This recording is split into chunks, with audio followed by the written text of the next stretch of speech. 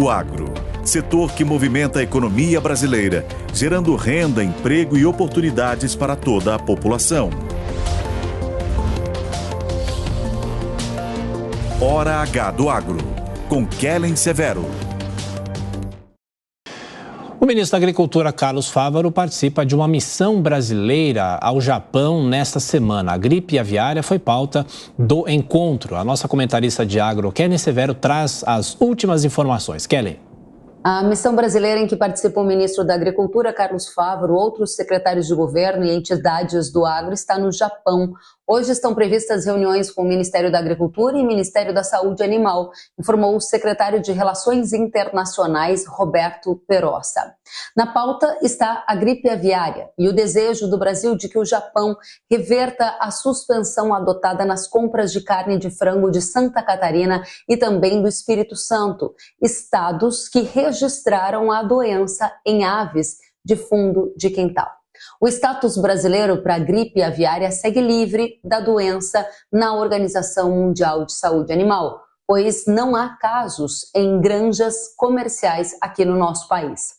Ainda assim, o Japão decidiu embargar as compras. Santa Catarina é o segundo maior exportador de carne de frango do Brasil, atrás apenas do Paraná. Já o Japão só perde para a China como o maior destino da nossa proteína de aves. O país também é o principal importador de ovos do Brasil.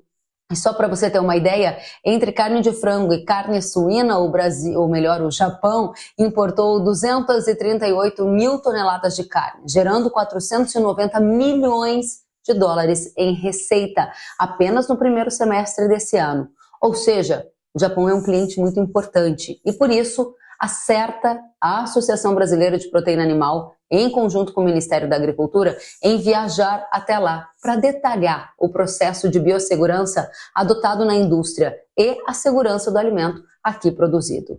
Atualmente, o Brasil possui 70 casos de gripe aviária em 7 estados. São eles Espírito Santo, Rio de Janeiro, Paraná, São Paulo, Bahia, Santa Catarina e Rio Grande do Sul, sendo 68 desses casos em aves silvestres e 2 em aves de subsistência, esses Espírito Santo e Santa Catarina. O vírus ele já circula pelo nosso território. E o pior cenário para o Brasil seria se o Paraná e os estados vizinhos registrassem casos de gripe aviária em granjas comerciais.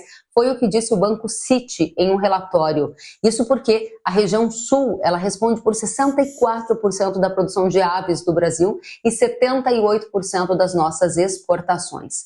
O Banco Citi aponta que o Japão adotou um tom excessivamente cauteloso com a avicultura brasileira ao decidir embargar a carne sem a confirmação de caso em granjas comerciais.